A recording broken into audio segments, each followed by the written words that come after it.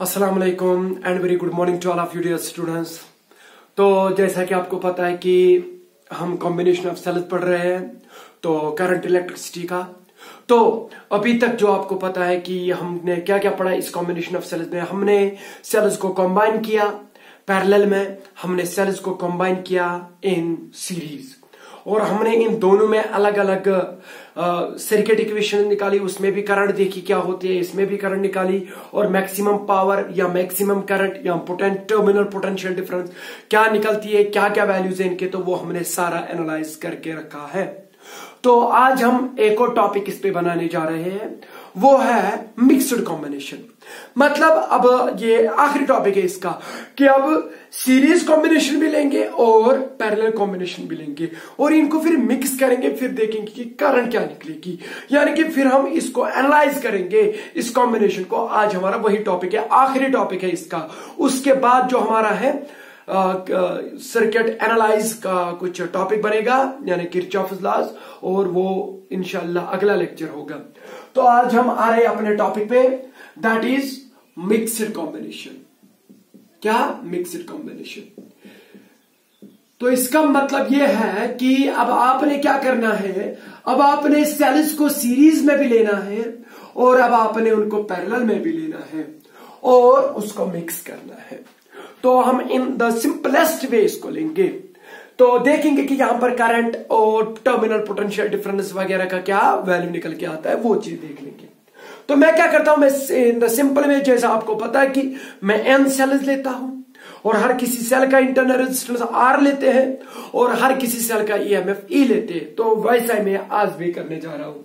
चलो हम n sales लेते हैं। कितने cells? n number of cells. तो इनको मैं सीरीज में रखता हूं।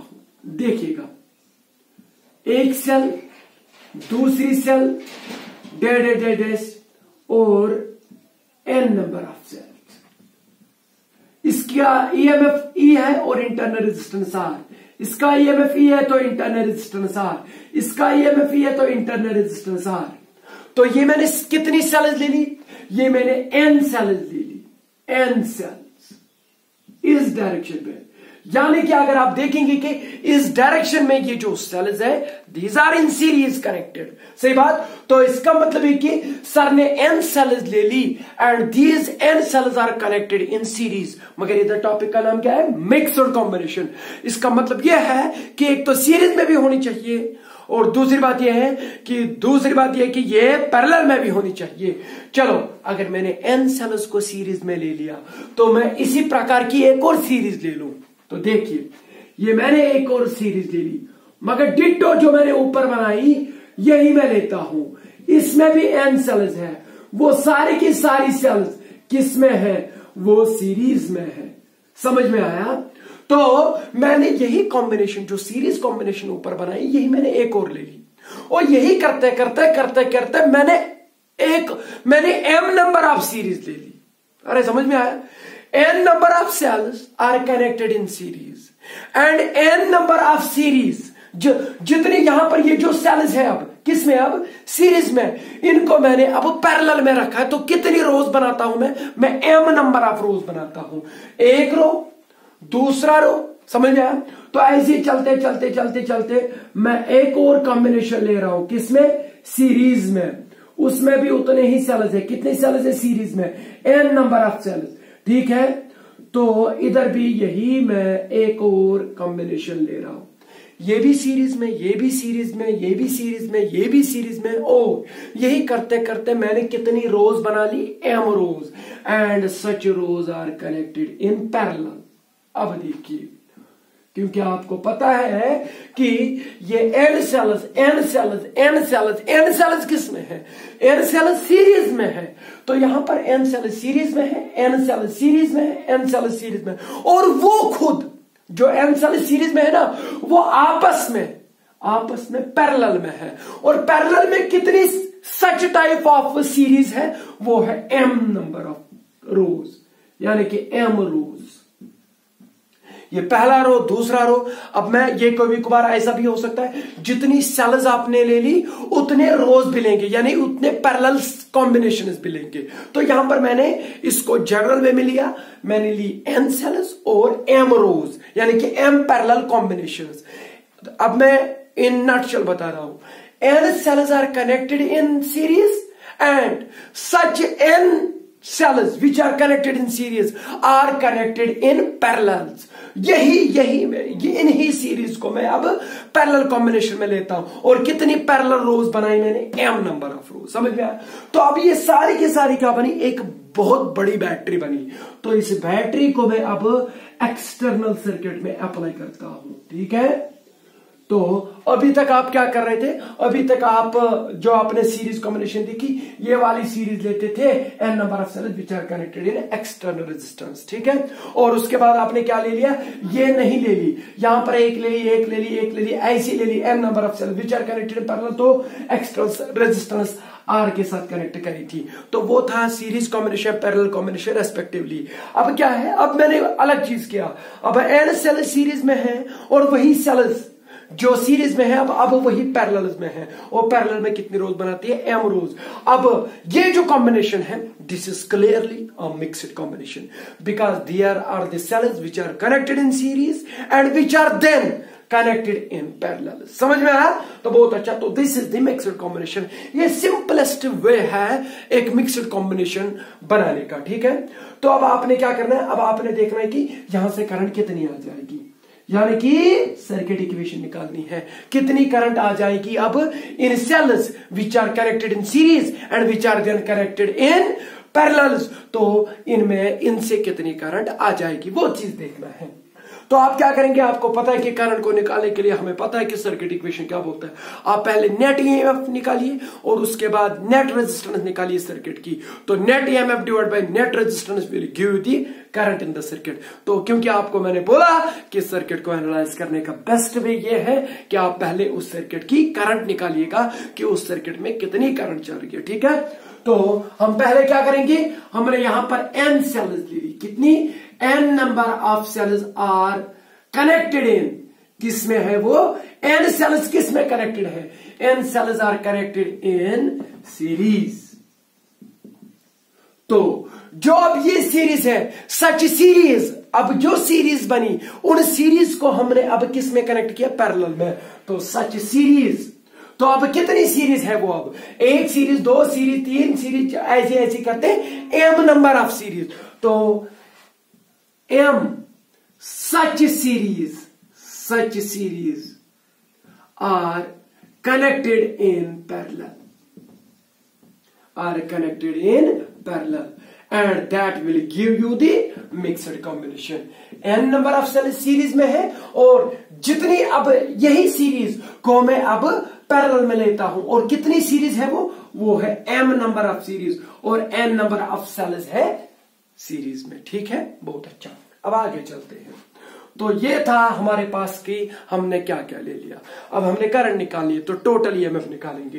टोटल ईएमएफ निकालने से पहले हमने एक सेल का ईएमएफ पता होना चाहिए, वो तो ई है। ठीक है, तो अब देखिए, अब इस पूरे का ईएमएफ निकालना है, यानी कि इस पॉइंट और इस पॉइंट के अक्रॉस या इस एक्सटर्नल रेजिस्टेंस के अक्रॉस यहां पर हमने टोटल ईएमएफ इस सर्किट का निकालना है, यानी कि ये जो बैटरी बनी अब इसका ईएमएफ निकालना है। उससे पहले हमने क्या करना है? इसके ब्रेक करेंगे, इसको ब्रेक करेंगे।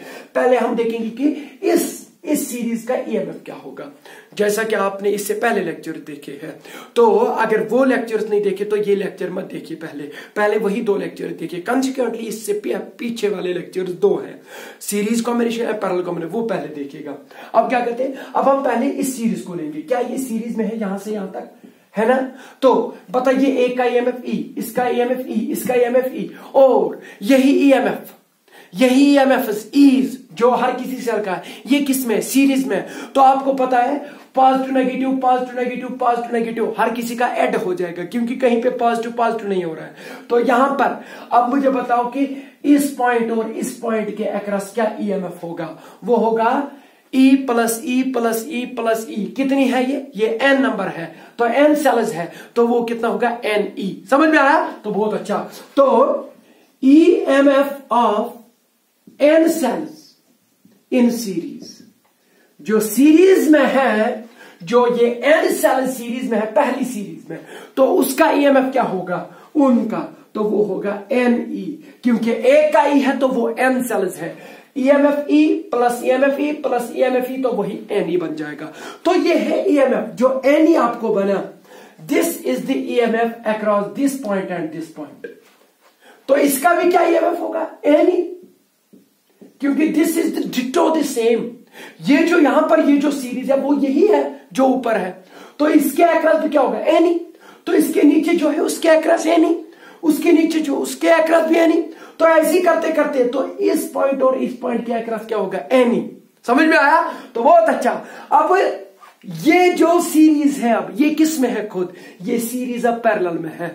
तो पैरेलल में आपको एक चीज पता है कि पोटेंशियल डिफरेंस यानी कि जो ईएमएफ है वो सेम रहता है।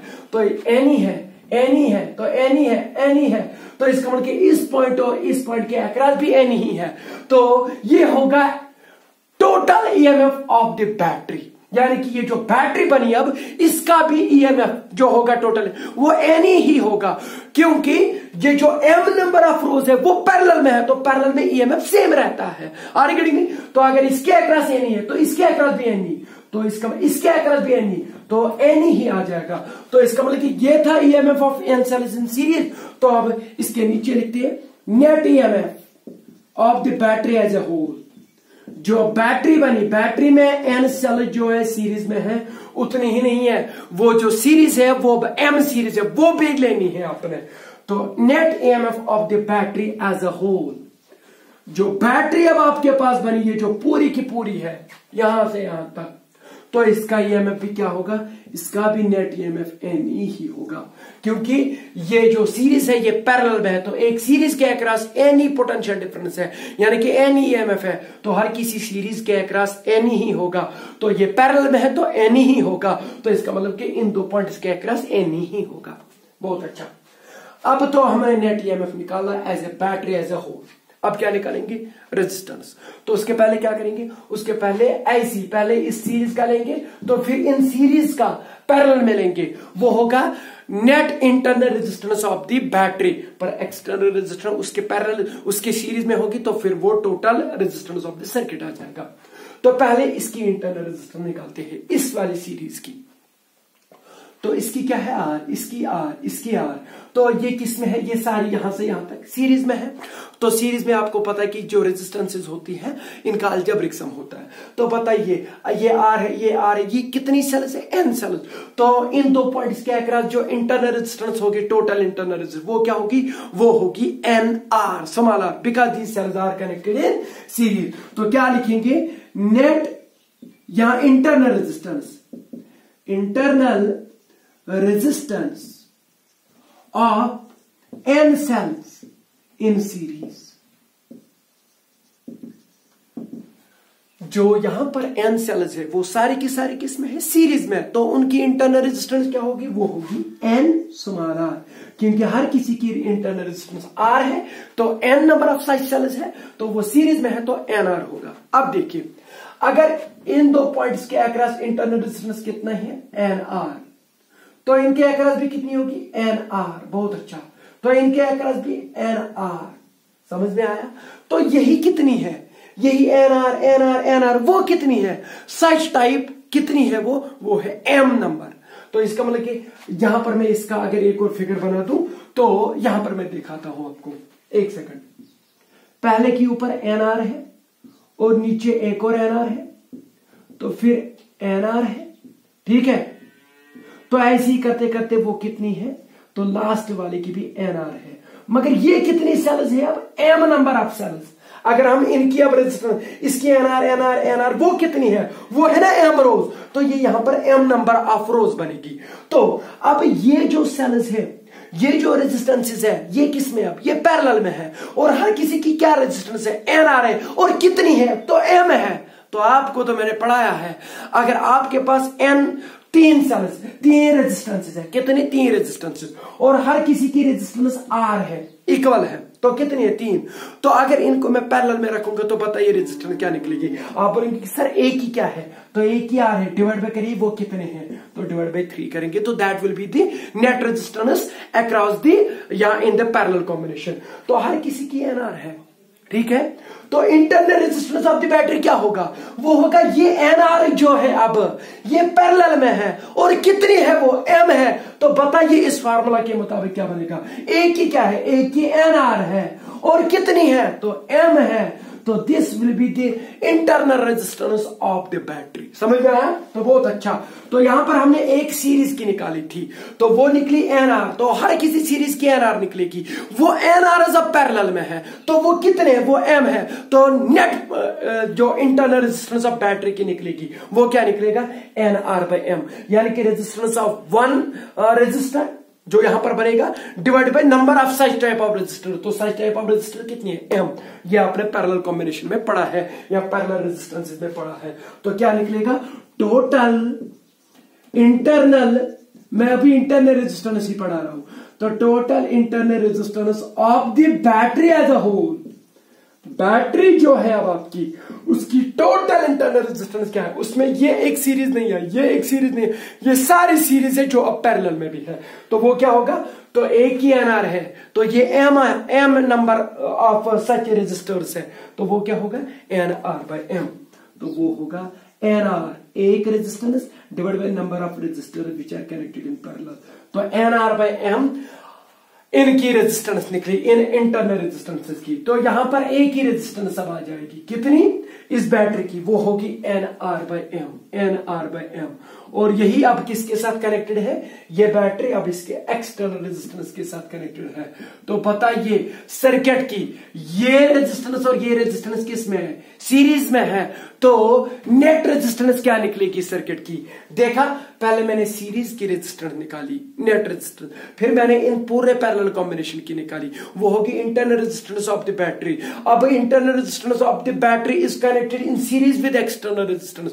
तो अब net resistance of the battery नहीं निकलेगा, net resistance of the circuit निकलेगा। तो यहां पर मैं लिखता हूं net resistance of the circuit. तो या total resistance, net resistance of the circuit, इस सर्किट की नेट रेजिस्टेंस क्या होगी? आप बोले कि सर आप ऐसे क्यों जा रहे हैं? क्योंकि मैंने आपको बोला, मैं यहां पर वही चीज यूज कर रहा हूं जो मैंने सर्किट इक्वेशन में बोला कि आप पहले नेट EMF निकालिए, फिर नेट रेजिस्टेंस निकालिए, तो आपको करंट आ ही जाएगा। तो net resistance of this circuit क्या बनेगा? नेट रेजिस्टेंस वो होगा इसकी रेजिस्टेंस और इसकी रेजिस्टेंस, वो किसमें? वो सीरीज में है। तो इस बैटरी की टोटल इंटरनल रेजिस्टेंस कितनी है? NR/M। ठीक है, ये है net resistance of the battery, internal resistance. External resistance इस इंटरनल रेजिस्टेंस के साथ किस में है? सीरीज में। तो प्लस आ जाएगा, वो कितना है? R। समझ में आया? मैंने यहां पर अलजेब्रिक सम क्यों लिया? क्योंकि external resistance and internal resistance of this all the cells is connected in series, वो सीरीज में है। तो ये होगी total resistance of this circuit. अब तो हमें सारा मसाला तैयार है, तो अब आप सर्किट इक्वेशन यूज कर सकते हैं और आप करंट निकाल सकते हैं। नाउ अब हमने करंट निकालनी है, तो बताइए अब करंट किसके बराबर आ जाएगी? अब यहां पर मैं लिखता हूं नाउ सर्किट इक्वेशन, यानी कि करंट किसके बराबर होगी? जो सर्किट में जाएगी net EMF of this circuit या net EMF of the battery, क्योंकि EMF जो होता है वो सेल का होता है या बैटरी का होता है। तो EMF of the total EMF of the battery वो कितना है? NE। तो NE divided by total resistance of the circuit. तो ये है total resistance, internal resistance of the battery, ये है total resistance of the circuit, वो कितना है? NR/M plus R।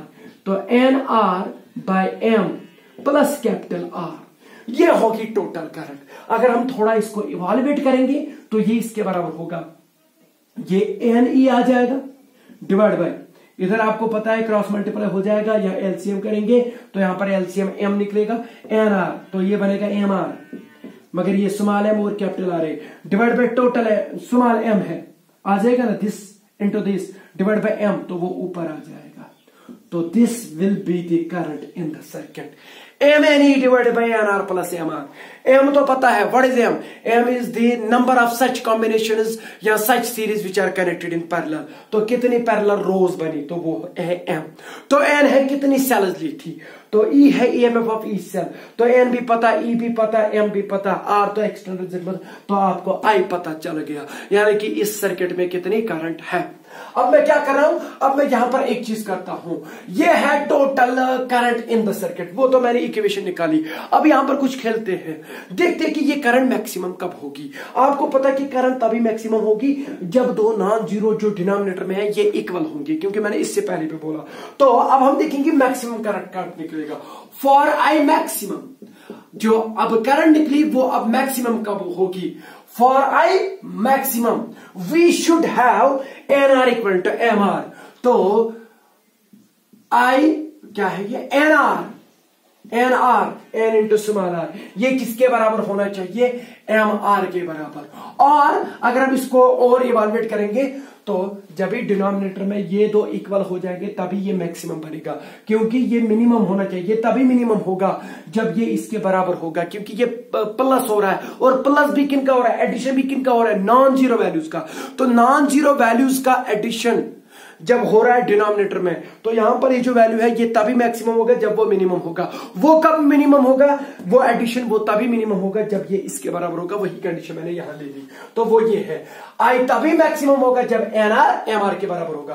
और आर किसके बराबर होना चाहिए, यहां पर एन आर बाई एम के बराबर। ये बहुत बार एंट्रेंस में आया है ये क्वेश्चन कि अब मुझे बताओ कि मिक्सड कॉम्बिनेशन में जो मैंने यहां पर ये जो स्थिति दे दी कि करंट कब मैक्सिमम होगी, तो करंट तभी मैक्सिमम होगी R, what is R, R is actually external resistance.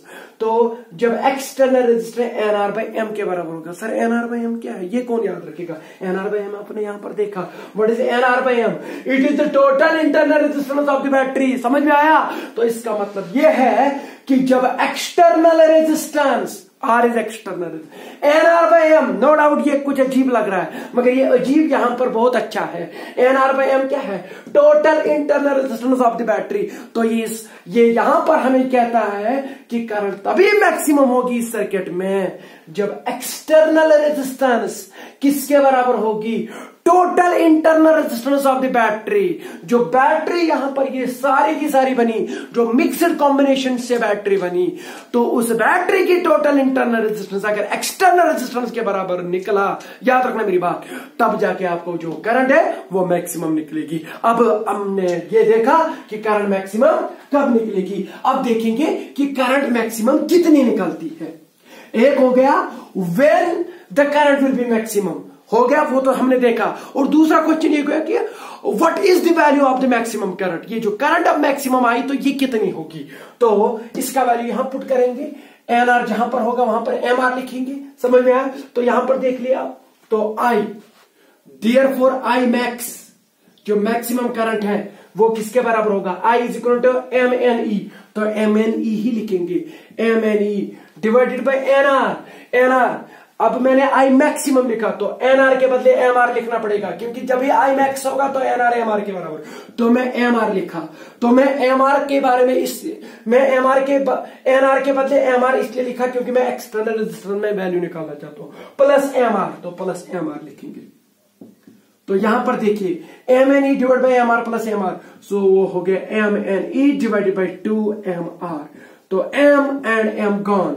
तो जो आई मैक्सिमम, जो अब maximum value of the current इस सर्किट में होगा वो किसके बराबर होगा, N times E divided by 2 R. तो ये चीज आप मुंह जबानी याद रखिएगा, समझ में आया। तो this is the maximum current in the mixed combination. तो मिक्सड कॉम्बिनेशन में मैक्सिमम करंट कितनी होगी, वो होगी N E divide by 2 R. मतलब कि how many cells you have brought, आपने कितनी सेल्स ले ली तो वैल्यू दे दीजिए एन का, और हर किसी सेल का ईएमएफ कितना है वो दे दीजिए। इंटरनल रेजिस्टेंस को मारिए गोली, एक्सटर्नल रेजिस्टेंस देख लीजिए, तो उससे डिवाइड करिए, 2R से डिवाइड करिए, you will get the maximum current. और ये था मैक्सिमम वैल्यू ऑफ करंट कितना होगा। पर एक्चुअल क्वेश्चन जो है, बहुत ही अच्छा क्वेश्चन जो है वो ये है कि मैक्सिमम करंट कब होगी। तो मैक्सिमम करंट इस समय पे होगी। और ये समय क्या है कि जब एक्सटर्नल रेजिस्टेंस ये जो ये आर है ये किसके बराबर होना चाहिए, ये internal resistance of the cell के बराबर नहीं होना चाहिए, internal resistance of the battery as a whole के बराबर होना चाहिए। तो ये था थोड़ा बहुत किसके बारे में, मिक्सड कॉम्बिनेशन के बारे में। अब हम कुछ न्यूमेरिकल्स करते हैं क्योंकि अभी भी टाइम है, तो उसके बाद हम, मुझे लगता है कि आज नहीं तो जो अगला लेक्चर आ जाएगा वहां पर हम किरचॉफ लॉज पढ़ेंगे। बहुत ही इंपॉर्टेंट लॉज है क्योंकि तब तक आप एक सर्किट को एनालाइज नहीं कर सकते जब तक आप उसके दो रूल्स ना पढ़ें। तो इसका मतलब कि वो बहुत ही इंपॉर्टेंट है। तो उसके साथ ही ये टॉपिक या ये चैप्टर जो है किताब पसीर पे पहुंच जाएगा।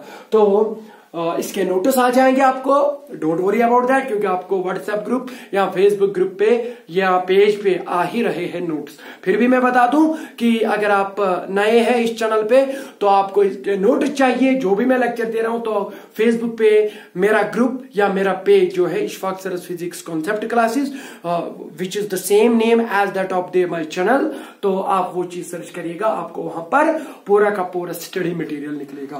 तो मगर मैं लेक्चर के बाद ही आपको नोटिस, उसी के नोटिस भेजता हूं, मैं एज अ होल नहीं भेजता, ठीक है।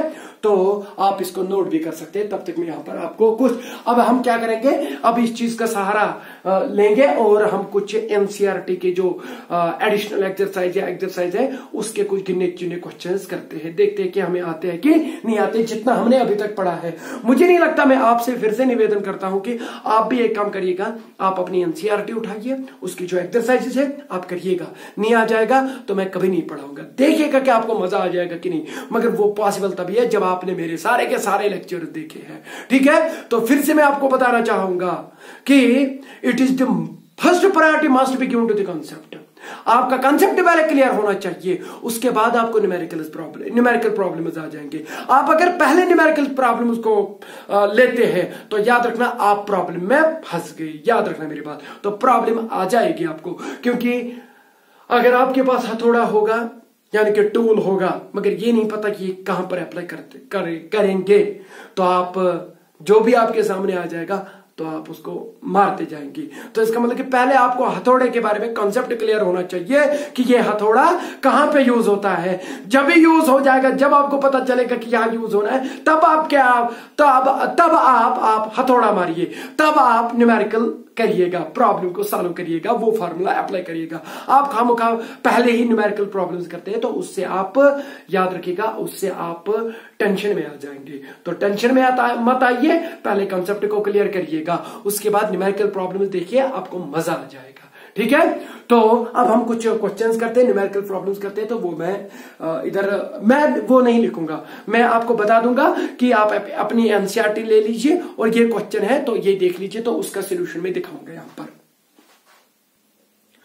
तो यहां पर मैं देख रहा हूं कि एनसीईआरटी जो है आपकी, तो वहां पर है एग्जाम्पल 3.11 यानी कि एक्सरसाइज 3.11। एक्सरसाइज जो उसके एंड पे होती है तो उसका क्वेश्चन नंबर जो है 3.11 यानी कि 11वां क्वेश्चन जो है वो मैं पढ़ता हूं और उसके बाद इसको सॉल्व करते हैं। तो वो क्वेश्चन ये कि storage battery of EMF 8 volt, एक स्टोरेज बैटरी है आपके सामने, तो यहाँ एक सेल ले लीजिए आप, तो उसका जो ईएमएफ है, वो जो ईएमएफ है वो है 8 वोल्ट, ठीक है। तो बहुत अच्छा। एंड इंटरनल रेजिस्टेंस ऑफ 0.5 ओम, तो इसकी जो इंटरनल रेजिस्टेंस है स्मॉल आर से जिसको डिनोट करते हैं वो है 0.5 ओम, ठीक है। उसके आगे चलते हैं, इस बीइंग चार्जड, इसको चार्जिंग पे लगाया जाता है, मतलब कि एक बैटरी कनेक्ट कर दी सर्किट में और उसी के साथ उस बैटरी को चार्ज भी किया जा रहा है। तो वो भी मैं आपको अभी बता दूं, तो चार्ज किसके साथ किया जा रहा है, बाय 120 वोल्ट डीसी। तो यहां पर जो एक्सटर्नल पोटेंशियल डिफरेंस जो सप्लाई हो रही है, चार्जिंग पोटेंशियल डिफरेंस जो अप्लाई हो रही है वो कितनी है, 120 वोल्ट, ठीक है। तो ये चीज आप याद रखिएगा, इट इज बीइंग चार्ज्ड। तो चार्जिंग पे इसको लगाया जाता है, तो चार्जिंग के लिए आपको एक डीसी चार्जर चाहिए, तो उसकी जो पोटेंशियल डिफरेंस है वो 120 वोल्ट है, ठीक है। तो आगे चलते हैं, supply using a series resistor of 15.5 ohm, तो जो सीरीज रेजिस्टर है मतलब कि ये इसकी इंटरनल रेजिस्टेंस है इस सेल की, तो एक्सटर्नल रेजिस्टेंस जो सीरीज में होती है, जैसा कि हम अभी तक देखें तो वो है 15.5 ओम। तो सीरीज रेजिस्टर यानी कि एक्सटर्नल रेजिस्टेंस जो है कैपिटल आर से लिखते हैं 15.5 ओम। ठीक है, तो what is the terminal voltage of the battery during charging? तो चार्जिंग के समय पे जब इसको चार्ज किया जा रहा है तो टर्मिनल पोटेंशियल डिफरेंस किसके बराबर निकलेगी? तो ये चीज निकालना है हमने। तो फिर से आपको मैं बोल रहा हूं, मैंने आपको बोला था कि अब हमने क्या निकालना है, अब हमने निकालनी है टर्मिनल पोटेंशियल डिफरेंस। इसको लिखिए वी सप्लाई, सप्लाइड जो चार्जिंग पे हो रही है, तो हमने वी निकालना है। वी मतलब टोटल ये टर्मिनल पोटेंशियल डिफरेंस, ये चीज हमने निकालना है। मगर याद रखिएगा ये निकालना है ड्यूरिंग चार्जिंग, जब ये चार्ज हो रही है। तो इससे पहले मैं आपको फिर से यहां पर पॉइंट को रिवाइंड करना चाहता हूं। वो पॉइंट ये है कि मैंने आपको बोला था कि जो टर्मिनल पोटेंशियल डिफरेंस होती है वो हमेशा कम होती है एज कंपेयर टू ईएमएफ, मगर एक समय पे टर्मिनल पोटेंशियल डिफरेंस जो है वो ज्यादा निकलती है एज कंपेयर टू ईएमएफ, मगर that is the case when the cell is being charged. तो चार्जिंग के समय पे जो टर्मिनल पोटेंशियल डिफरेंस है वो ज्यादा निकलती है। तो ये क्वेश्चन उसी के बारे में है। तो इसका मतलब ये है कि अगर हमें ये न्यूमेरिकल होगा तो ऑप्शन दिए गए होंगे विदाउट सॉल्यूशन। अगर हम एक स्थिति यहां पर एक ट्रिक यूज कर सकते हैं, हमें पता है कि चार्जिंग पे हमने total potential difference, terminal potential difference निकालनी है। तो याद रखिएगा, आप देखिएगा ईएमएफ से बड़ा कौन सा वैल्यू वहां पर है तो उसको टिक मारिए दीजिएगा, क्योंकि आपका कॉन्सेप्ट पहले से क्लियर है कि terminal potential difference is greater than the EMF only when the battery is being charged। तो यहां पर जो टर्मिनल पोटेंशियल डिफरेंस है वो 8 वोल्ट से ज्यादा आ जाएगा। मगर याद रखिएगा एज यूजुअली क्या होता है कि टर्मिनल पोटेंशियल डिफरेंस ईएमएफ से हमेशा कम होता है, मगर वो तभी होता है जब बैटरी डिस्चार्ज हो रही है, यानी कि बैटरी करंट दे रही है सर्किट में। जब बैटरी को ही करंट दे रही है यानी कि चार्ज कर रहे हैं तो उस टाइम जो ईएमएफ होगा वो कम निकलता है as compare to terminal potential difference. यहां पर इसको सॉल्व करना है। तो पहले मैं क्या करता हूं, इसकी थोड़ी बहुत डायग्राम बनाते हैं, क्योंकि आपको मैंने बोला है कि न्यूमेरिकल करना है तो पहले चित्र बनाइए इसका, जैसा आपको समझ में आ जाए चित्र बनाइए, क्योंकि जब आप इसकी फिगर बनाते तो आपको एक क्लू मिलता है कि आप कौन सा प्रोविजन यूज कर सकते हैं और आप कौन सी फॉर्मूला यूज कर सकते हैं और आपका कौन सा कंसेप्ट यहां पर अप्लाई होगा, ये चीज याद रखिएगा। तो this is one of the strategy to solve the numerical problems. ठीक है, तो यहां पर क्या करते हैं, हम पहले इसी सेल को लेते हैं जो हमारे पास है। तो ये मेरे पास एक सेल है, ठीक है, इसकी इंटरनल रेजिस्टेंस ऐसी बनाते हैं, बहुत अच्छा। तो इसका ईएमएफ कितना है, 8 वोल्ट।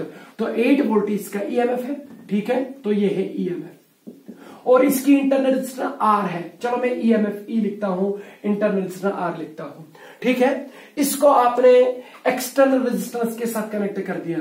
चलो एक्सटर्नल रेजिस्टेंस यहां पर मैं लिखता हूं, सीरीज में है ना, एक्सटर्नल रेजिस्टेंस सीरीज में। आप नीचे बना तो कोई प्रॉब्लम नहीं, क्योंकि that is again connected in series. मैंने अब यहां पर बना दिया, इतना सर्किट है, ठीक है।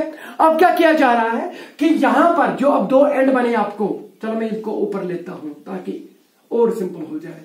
यहां पर ये जो अब यहां पर 2 एंड्स बने, यहां पर एक चार्जर रखा जाता है। तो इन 2 पॉइंट्स के अक्रॉस जो पोटेंशियल डिफरेंस है वो 120 वोल्ट है, वही है, हाँ 120 वोल्ट है। इसको चार्ज किया जा रहा है। मतलब अगर अभी तक ये ना होता तो ये ऐसे होता कि नहीं होता। अब क्या होता कि ये जो सेल है ये एक सर्किट कंप्लीट कर रही है, तो यहां से करंट निकलती, कितनी निकलती है, आई। तो उस टाइम अगर आप इन 2 पॉइंट्स के अक्रॉस पोटेंशियल डिफरेंस निकालते, टर्मिनल पोटेंशियल वो कम निकलती है एज कंपेयर टू ईएमएफ, क्योंकि आपको पता है terminal potential difference is always less than the EMF of this cell. पर यहां पर क्या हो रहा है, करंट निकलती होती, उस टाइम करंट निकलती है इस सेल से, तो मतलब डिस्चार्ज हो रही है सेल। तो अब क्या हो रहा है, यहां पर ऐसा नहीं हो रहा है, यहां पर चार्जर रखा जाता है। तो ये चार्जर रखा जाता है, मतलब कि करंट आ रही है इधर की ओर। इससे पहले एज यूजुअल जो केस होता है सेल से करंट निकलती है। आपको मैंने फिर से बता दूं, यहां पर फिर एक पॉइंट ऐड करना चाहता हूं कि जो भी हम करंट लेते हैं, यहां पर जो भी सर्किट्स में हम करंट लेते हैं वो हम हमेशा कन्वेंशनल करंट लेते हैं। No problem at all, current is a scalar quantity, it is hardly affected by the direction of the current, क्योंकि आपको पता है कि वो सब मैंने पहले ही लेक्चर्स में बोला है। तो हम हमेशा कौन सी करंट लेते हैं? Conventional current. तो कन्वेंशनल करंट बैटरी से बाहर की ओर निकलनी चाहिए, पॉजिटिव टर्मिनल से बाहर निकलनी चाहिए, मगर यहां अंदर आ रही है। इसका मतलब कि इसको चार्ज किया जा रहा है, मतलब कि यहां से पोटेंशियल डिफरेंस सप्लाई की जा रही है। तो इसका जो यहां पर है, इसका पॉजिटिव टर्मिनल इसके पॉजिटिव टर्मिनल के साथ कनेक्ट किया जाएगा। क्यों? तभी यहां से करंट आ जाएगी। अरे समझ में आया कि नहीं आया? बहुत अच्छा। तो ये उसका नेगेटिव टर्मिनल होगा, और इनके बीच में जो पोटेंशियल डिफरेंस है वो 120 वोल्ट है। मगर आपको याद है, अब मुझे बताइए ईएमएफ क्या रहेगा? अब ईएमएफ 8 वोल्ट रहेगा कि 120 वोल्ट? ना 120 वोल्ट रहेगा, जो भी इफेक्टिव ईएमएफ होगा जब इसको चार्ज किया जा रहा है। अब वो ना 120 वोल्ट रहेगा, ना वो 8 वोल्ट रहेगा नेट ईएमएफ, यानी कि इफेक्टिव ईएमएफ, क्योंकि अब आप इसको चार्ज कर रहे हैं। चार्जिंग पे ईएमएफ ही चेंज हो रहा है, नेट ईएमएफ ही चेंज हो रहा है। तो वो कितना बनेगा? यहां से 120, positive is connected to positive, sir ने बोला है जब पॉजिटिव नेगेटिव के साथ और नेगेटिव पॉजिटिव के साथ, तो आप उनको ऐड करते हैं। अगर पॉजिटिव पॉजिटिव के साथ तो सब्ट्रैक्ट करते हैं। आपको पता है, क्योंकि अगर ये पॉजिटिव है ये नेगेटिव है तो नीचे की ओर आ रहे हैं, तो फिर पॉजिटिव है फिर नेगेटिव है तो फिर और नीचे आ रहे हैं, positive negative positive negative positive negative. तो अगर पोटेंशियल डिफरेंस इन दो पॉइंट्स क्या कर निकलते हो, इनका सम निकालिएगा। मगर अब यहां पर अगर ऐसी स्थिति होगी, पॉजिटिव नेगेटिव पर नेगेटिव पॉजिटिव कनेक्ट है, तो positive negative negative to positive, अब इन दो पॉइंट्स के बीच में निकालना है पोटेंशियल डिफरेंस। वो इतनी होगी, वो होगी दिस माइनस दिस। समझ में आया? तो उस टाइम सब्ट्रैक्शन होता है। मैंने जो सीडी वाला एग्जांपल दिया था आपको, तो यहां पर देखिए positive is connected to positive. जब पॉजिटिव टर्मिनल जो चार्जर का है पॉजिटिव के साथ कनेक्ट किया जाता है, तो उसी टाइम जो सेल होती है वो चार्जिंग पे लगी जाती है।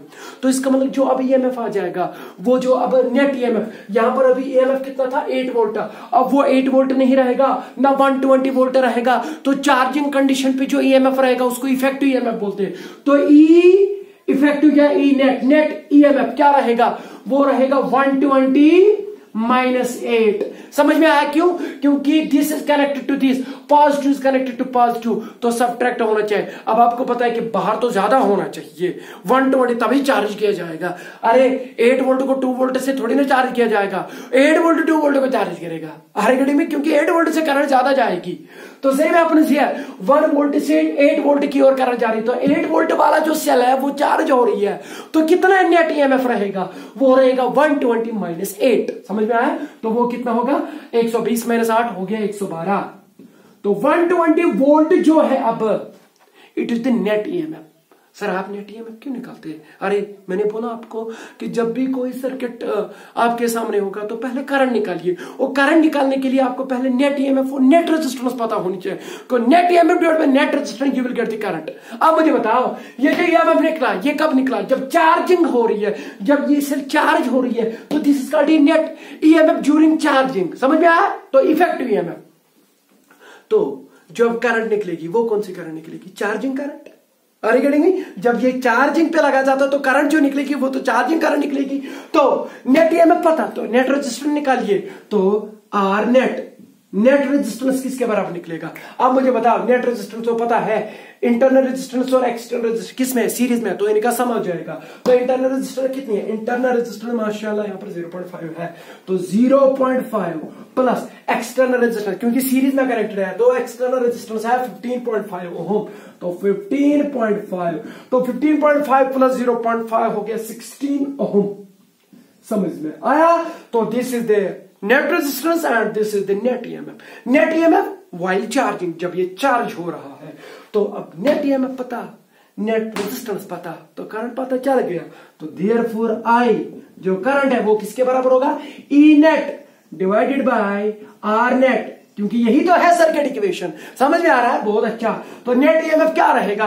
112 ओम, 112 वोल्ट। तो नेट रेजिस्टेंस 16, तो 6 7 और 42, तो ये निकलेगा 7 क्या है? 7 एम्पियर। तो कितना निकलेगा? क्योंकि 16 × 7 हो गया 112, तो इसका मतलब कि 7 एम्पियर जो है that will be the current, that will be not the current in the circuit, that will be the current in the circuit during charging. जब ये चार्ज हो रही है, जो करंट इधर की ओर आ रही है वो आ रही है 7 एम्पियर। तो दिस इज चार्जिंग करंट। क्या है ये? Charging current.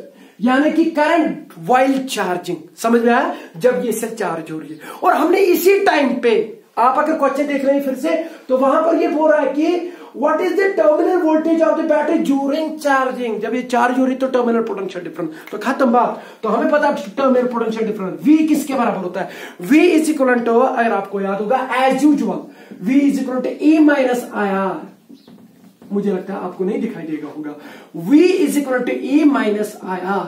ये तब होता है जब सेल या बैटरी जो है वो डिस्चार्ज हो रही है, वो सर्किट में करंट दे रही है, मगर यहां पर चार्ज हो रही है, तो V जो आएगा वो आएगा E प्लस IR। समझ में आया प्लस क्यों आया?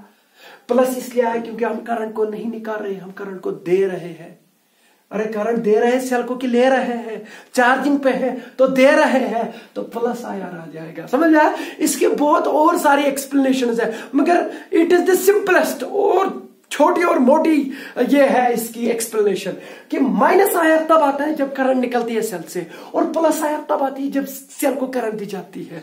तो ये जो प्लस IR आ जाएगा, अब मुझे बताओ टर्मिनल पोटेंशियल डिफरेंस जो है वो बढ़ जाएगा कि कम हो जाएगा? EMF से बढ़ जाएगा। क्यों बढ़ जाएगा? क्योंकि आप करंट को दे रहे हैं, आप इसको चार्ज कर रहे हैं। That is why terminal potential difference जो होती है वो बढ़ जाती है एज कंपेयर टू EMF, मगर कब? जब चार्जिंग होती है, चार्जिंग वाली कंडीशन होती है। तो ये मैंने इक्वेशन इससे पहले निकाली है टर्मिनल पोटेंशियल डिफरेंस और EMF के बारे में, तो वो चीज देखिएगा, V is equal to E minus IR। उस टाइम करंट निकलती है, जब करंट जाएगी तो अगर माइनस IR है तो प्लस IR बन जाएगा, तो सीधी बात है।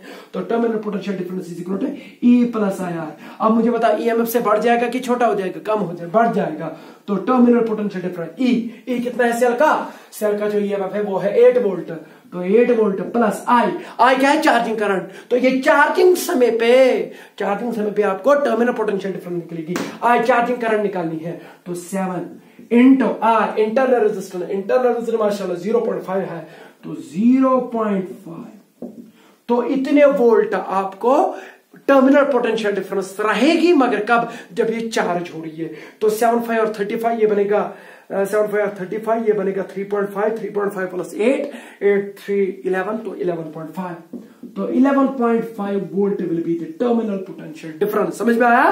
तो इसका मतलब है कि अब देखिए मैंने पहले ही बोला था आपको कि चार्जिंग समय पे जो टर्मिनल पोटेंशियल डिफरेंस निकलती है वो EMF से बढ़ के निकलती है। तो EMF कितना था इसका?